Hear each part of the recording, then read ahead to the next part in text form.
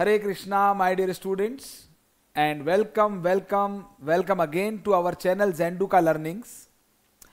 आज का ये वीडियो सीए इंटरमीडिएट स्टूडेंट्स के लिए है जो मई 2025 एग्जाम के लिए बहुत ही धुआंधार तैयारियां कर रहे हैं।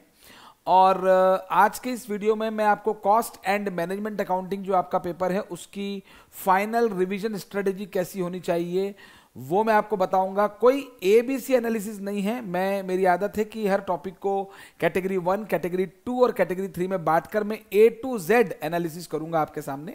और मैं अश्योर करता हूं आपको कि अगर आप इस फाइनल रिवीजन अपना अगर इस स्ट्रेटेजी के साथ करोगे तो डेफिनेटली आपको एक अच्छा स्कोर लाने में आपको मदद मिलेगी। तो चलिए मैं फटाफट से यहां पर एनालिसिस कर रहा हूं।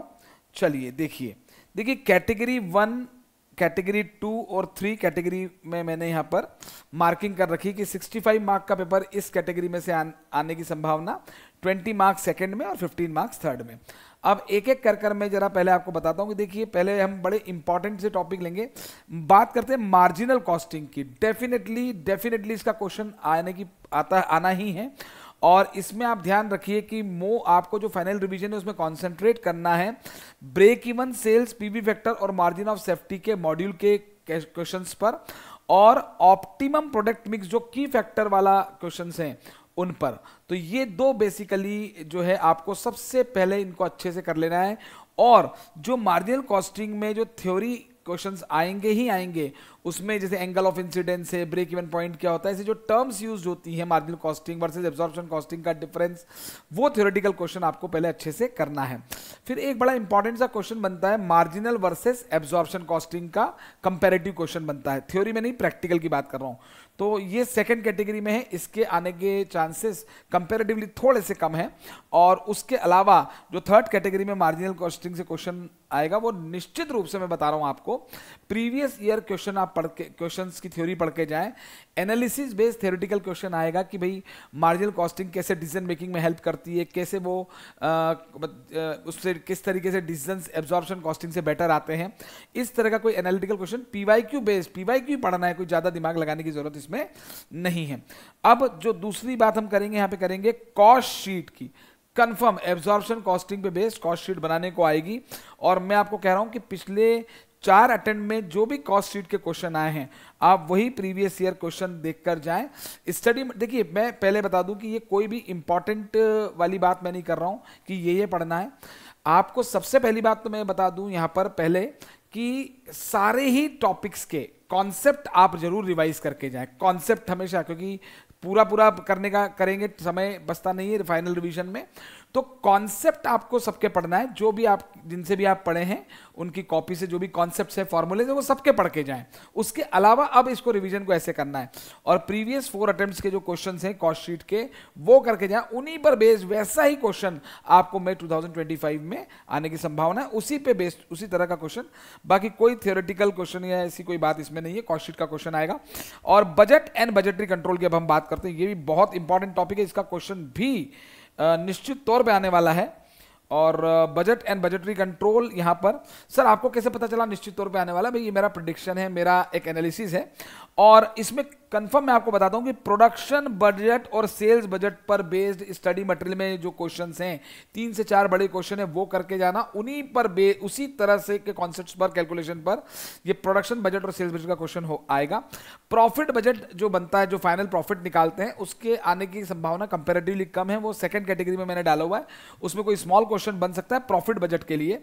और प्रीवियस ईयर क्वेश्चन जो बजटरी कंट्रोल की पिछले 4-5 अटेम्प्ट में जो भी थ्योरी क्वेश्चंस आए हैं, थ्योरी क्वेश्चन रिपीट मुझे लगता है कि उसी, क्योंकि लगभग सब पूछे जा चुके हैं, तो उसी पर बेस्ड आगे पीछे थ्योरी क्वेश्चन आएगा। अच्छा मैं यहां पर एक बात और क्लियर कर दूं कि जो थर्ड कैटेगरी में मैंने आपको चीजें दी हैं ये आप भले ही अभी फाइनल रिवीजन में ना करें, आप एग्जाम के टाइम एक दिन पहले जो रिवीजन करते हैं, अगर आप इन टॉपिक्स को थर्ड कैटेगरी वालों को उस दिन भी देखोगे तो चल जाएगा। मैं गारंटी के साथ कह सकता हूं उस दिन भी अगर आप इनको पढ़ के जाओगे तो आपके लिए सफिशिएंट होगा।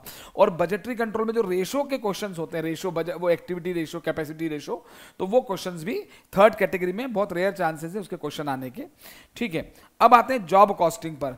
जॉब कॉस्टिंग का एक क्वेश्चन निश्चित रूप से पेपर में आपको मिल सकता है, क्योंकि इसमें सेलिंग प्राइस कैलकुलेशन करने को आएगी। अब सर इसके क्वेश्चन कहाँ से करें, तो जॉब कॉस्टिंग में स्टडी मटेरियल में भी कोई बहुत अच्छे क्वेश्चंस हैं ऐसा नहीं है, पर एसएम के क्वेश्चन तो वैसे भी आप रिवाइज करेंगे ही, तो वो तो कर ही लें।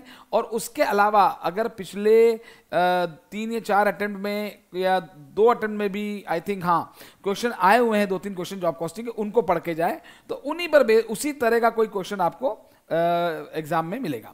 ठीक है, तो ये जॉब कॉस्टिंग को लेकर ये आएगा क्वेश्चन। जॉब कॉस्टिंग बिल्कुल बहुत इंपॉर्टेंट टॉपिक है।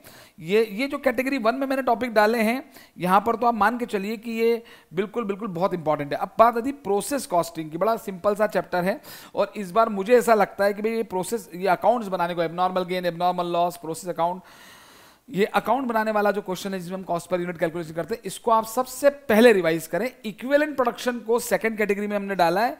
इसका क्वेश्चन अगर आता भी है तो मुझे लगता है ओपनिंग डब्ल्यूआईपी जिसमें है वो जरूर करें।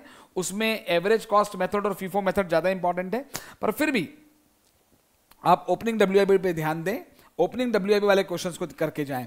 और इसमें एक टॉपिक और आता है इंटर प्रोसेस प्रॉफिट, वही थर्ड कैटेगरी में है। बहुत रेयर चांसेस हैं इसके आने के, रेयरेस्ट चांसेस हैं, और आप इसको एग्जाम के एक दिन पहले भी इसका एक ही क्वेश्चन है वो करके जाएंगे तो आपका काम हो जाएगा। एक्टिविटी बेस्ड कॉस्टिंग का study material based question, study material के जो इलस्ट्रेशन है वो सारे करके जाएं, और जो बैक में साइड क्वेश्चंस फॉर प्रैक्टिस दे रखे हैं वो भी करके जाएं। It's very very very important. ये क्वेश्चन निश्चित इधर सेकंड कैटेगरी में है ही नहीं, ये तो आना ही है, ये बड़ा इंपॉर्टेंट टॉपिक है। और इसमें जो थ्योरी क्वेश्चन बनेगा मई 2025 में, जो पीवाईक्यूज थोड़े बहुत थ्योरी के, जनरल क्वेश्चन तो आपको पता ही है कि एक्टिविटी बेस्ड कॉस्टिंग में क्या स्टेप्स होती हैं, वो सब नहीं।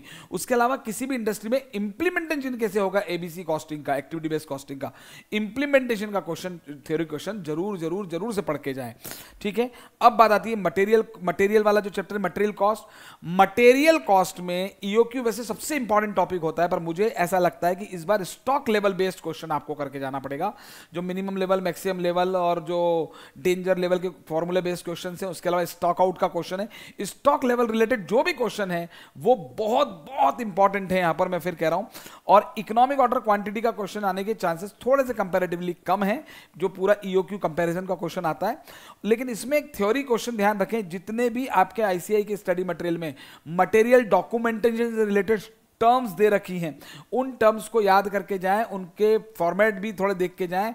वो एज इट इज टर्म्स पूछी जा सकती है, जैसे ट्रांसफर स्लिप क्या होती है, मटेरियल डॉक्यूमेंटेशन में स्टोर रिक्विजिशन क्या होता है, परचेज रिक्विजिशन क्या होता है, ये थ्योरी क्वेश्चंस बनेगा, बिल्कुल बनेगा। और फिर जो मटेरियल कंट्रोल के जो रेशोज हैं और मटेरियल कंट्रोल की जो टेक्निक्स हैं, जैसे ऑलवेज एबीसी कंट्रोल और जस्ट इन टाइम और उस टाइप की जो कंट्रोल टेक्निक्स हैं, और जो मटेरियल के जो थोड़े बहुत टर्नओवर रेशियोज है स्टॉक टर्नओवर के, वो आप करके जाएं। ये मैं फिर कह रहा हूं, ये थर्ड कैटेगरी में आपको दे रहा हूं, ये एग्जाम के एक दिन पहले ही पढ़ना है, उसके अलावा नहीं करेंगे तो भी अभी चलेगा। उसके बाद ज्वाइंट प्रोडक्ट बाय प्रोडक्ट के चांसेस मुझे इस अटेम्प्ट में थोड़े से फिर से ज्यादा लगते हैं। इसमें कंफर्म मैं बता रहा हूं आपको कि आपको सबसे ज्यादा concentration NRV method, sales at split off point method और ग्रॉस मार्जिन परसेंटेज मेथड पे करना है। और उसमें भी केवल कैलकुलेशन नहीं कि आपने ज्वाइंट कॉस्ट को अपोर्शन कर दिया, डिसीजन मेकिंग का जो क्वेश्चन है वो करना है डेफिनेटली। तो वो आपको इस पर डिसीजन मेकिंग पर आपको ध्यान देना है। और बाकी सेकंड कैटेगरी में इसमें कुछ नहीं, ये क्वेश्चन इन्हीं पे बेस्ड आएगा। बाकी जो अदर मेथड्स है, इनपुट मेथड, आउटपुट मेथड, उनकी थ्योरी जरूर पढ़ के जाएं। और ज्वाइंट प्रोडक्ट, बाय प्रोडक्ट और को प्रोडक्ट, एक को प्रोडक्ट भी होता है, इन तीनों में क्या डिफरेंस है वो थ्योरी टर्म्स का क्वेश्चन पढ़ के जाएं, वो बिल्कुल शॉर्ट नोट में ये थ्योरी में आ सकता है। अब आती बात सर्विस कॉस्टिंग की, बड़ा सिंपल सा चैप्टर है, मुझे कम चांस लगते हैं इसके क्वेश्चन के, लेकिन अगर क्वेश्चन आया भी तो 100% स्टडी मटेरियल बेस्ड आएगा। आईसीआई का स्टडी मटेरियल में जितने भी क्वेश्चंस आपने वैसे भी करे होंगे, उनमें आपने जो मार्किंग कर रखी, जैसे स्कूल सर्विसेज का क्वेश्चन है, उसके अलावा जो बाकी मैक्सिमम ट्रांसपोर्टेशन के क्वेश्चन है, एक कोल का क्वेश्चन है, कोल माइंस का, तो उस तरह के क्वेश्चन मॉड्यूल बेस्ड क्वेश्चन करके जाएंगे। मॉड्यूल बेस्ड क्वेश्चन करके जाएंगे तो एग्जाम वाला क्वेश्चन 100% आपसे हो जाएगा। ठीक है, और इसमें एक इंफॉर्मेशन टेक्नोलॉजी सर्विसेज है और एक और सॉफ्टवेयर डेवलपमेंट सर्विसेज रिलेटेड है, कुछ आईटी रिलेटेड ही है, उसकी थ्योरी जरूर अलग से पढ़ के जाएं। वो थ्योरी 5 नंबर में शॉर्ट नोट के रूप में आ सकती है। ठीक है, बाकी एसएम पे भरोसे, स्टडी मटेरियल के भरोसे आप चले जाएं। इसमें वो पैसेंजर टैक्स वाला एक क्वेश्चन बड़ा इंपॉर्टेंट क्वेश्चन है, जिसमें हम टेकिंग्स कैलकुलेट करते हैं, वो देख लें आप। ठीक है, अब आती है बात लेबर की। लेबर भी बड़ा इंपॉर्टेंट टॉपिक है, इस बार लेबर का क्वेश्चन भी बिल्कुल बिल्कुल आने के चांसेस हैं। और मुझे ऐसा लगता है प्रीवियस ईयर के जो हल्से रोवन के क्वेश्चंस हैं वही सिंपल हैं, वही फॉर्मूला बेस्ड क्वेश्चन आएगा इसका, बिल्कुल आएगा। तो और एक वेजेस एब्जॉर्प्शन वाला जो क्वेश्चन होता है जिसमें हम वेजेस कैलकुलेट करते हैं, तो वो कैलकुलेशन आप देख रहे हैं, वो सेकंड नंबर पे मैं उसको देता हूं। और थर्ड कैटेगरी में लेबर टर्नओवर के क्वेश्चंस और लेबर कॉस्ट कंट्रोल की जो थ्योरी दे रखी मॉड्यूल में, कुछ 2 या 3 पॉइंट्स हैं उसके, लेबर कॉस्ट कंट्रोल कैसे की जाएगी उसको आप थोड़ा सा पढ़ के जाएं। लेबर टर्नओवर बड़ा इजी है, बिल्कुल लास्ट डे देखें आप इसको। वेजेस एब्जॉर्प्शन पे थोड़ा कम ध्यान दें, लेकिन इनके इक्वल चांसेस तो नहीं बोलूंगा मैं, मुझे लगता है कि 60% चांस इस बात के हैं और 40% इसके हैं। पर आप समझते हैं, हालांकि ये भी बहुत इजी पॉइंट होता है, वेजेस एब्जॉर्प्शन में वेजेस निकालनी होती है। तो हेल्थ रेवन के जो PYQs हैं वो जरूर देखकर जाएं। स्टडी मटेरियल तो हमेशा से इंपॉर्टेंट रहा है, मैं कभी नहीं कहूंगा। ये मैं आपको लास्ट रिवीजन जो अब आप इस मंथ में करने वाले हैं उसकी स्ट्रेटेजी बता रहा हूं, एग्जाम के एक दिन पहले तो करना ही करना है। उसके अलावा चलिए अब स्टैंडर्ड कॉस्टिंग है, मैं तो इस टॉपिक को बोलता हूं कि भाई अगर आप छोड़ के भी जाते हैं तो चॉइस में निकल सकता है, लेकिन छोड़ना नहीं चाहिए। कई लोगों का ये भी स्ट्रांग होता है, पर इसके चांसेस मुझे कम लगते हैं। और अगर मुझे लगता है कि इसका लेबर वेरिएंस का क्वेश्चन इसमें आएगा, लेबर वेरिएंस जरूर से देखकर जाएं। और मिक्स क्वेश्चन तो बन ही सकता है, उसमें कोई वो नहीं बात नहीं है, लेकिन लेबर वेरिएंस बहुत इंपॉर्टेंट इस अटेम्प्ट के लिए।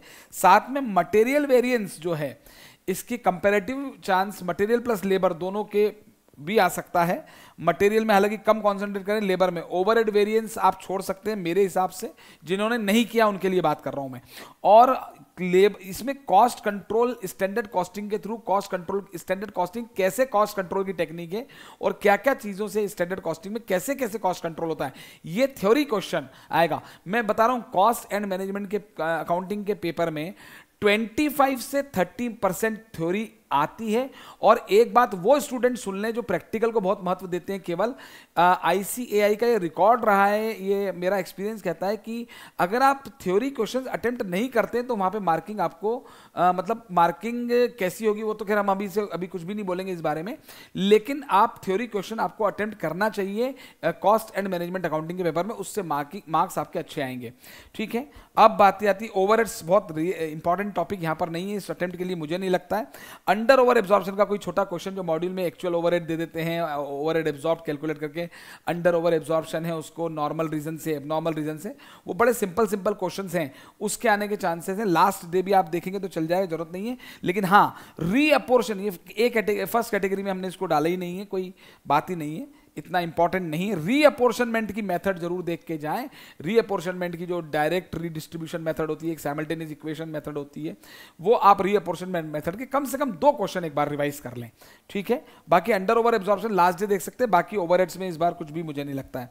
और introduction to cost and management accounting purely theoretical topic है, इसमें मुझे ऐसा लगता है आपने अगर स्टडी मटेरियल पढ़ रखा है तो बहुत अच्छी बात है। उसमें बेसिक्स के शुरू के जो इनिशियल कुछ पेजेस हैं कि कॉस्ट अकाउंटिंग कैसे इंप्लीमेंट की जाएगी, मैनेजमेंट अकाउंटिंग और फाइनेंशियल अकाउंटिंग का डिफरेंस क्या होता है, कॉस्ट अकाउंटिंग का दूसरे फील्ड्स के साथ क्या रिलेशन है, ये 3 क्वेश्चन बहुत इंपॉर्टेंट होते हैं। और इसके अलावा केवल PYQs इस टॉपिक के कर लेंगे, आपका काम मई 2025 में 100% बन जाएगा, कोई दिक्कत नहीं आने वाली। कॉस्ट अकाउंटिंग सिस्टम कम इंपॉर्टेंट टॉपिक है, इसमें कोई क्वेश्चन अगर बनता है तो अकाउंट्स बनते हैं, आपको पता है, तो कोई सिंपल सा लेजर अकाउंट बनाने का क्वेश्चन स्टडी मटेरियल बेस्ड आएगा, बिल्कुल अगर आएगा तो वैसे ही क्वेश्चन आएगा जो बिल्कुल स्टडी मटेरियल के 3-4 क्वेश्चन भी अगर आपने कर लिए और कॉन्सेप्ट दिमाग में रख लिया, ठीक है, तो बिल्कुल ये क्वेश्चन हो जाएगा। और रिकंसिलेशन ऑफ फाइनेंशियल, वो लास्ट डे आप देख के जा सकते हैं कि रिकंसिलेशन किस तरीके से होता है। तो ये मैंने आपको एक ओवरऑल एनालिसिस हर टॉपिक का बता दिया कि आपको फर्स्ट प्रायोरिटी किन इंडिविजुअल टॉपिक्स में भी किन टॉपिक्स को कैसे कैसे आपको यहाँ पर देनी है। और ये नोट्स आपको अवेलेबल हो जाएंगे आपके इसमें यहाँ पर, और बाकी आप जो है इसी ऑर्डर में पढ़िए। ये जो टॉपिक्स के ऑर्डर मैंने लिखे हैं, इसमें एक टॉपिक जो है ये यहाँ पर ये इनिशियल ये वाले टॉपिक, ये लेबर कॉस्ट तक के टॉपिक सभी थोड़े से ज़्यादा इंपॉर्टेंट मैं मानता हूँ। इसमें सर्विस कॉस्टिंग को आप बाद में ले सकते हैं, ठीक है ना। बाकी सर्विस कॉस्टिंग तक के पहले के टॉपिक जितने भी हैं ये सारे बहुत इंपॉर्टेंट टॉपिक हैं। तो चलिए, all the very best of luck to all of you, bye bye.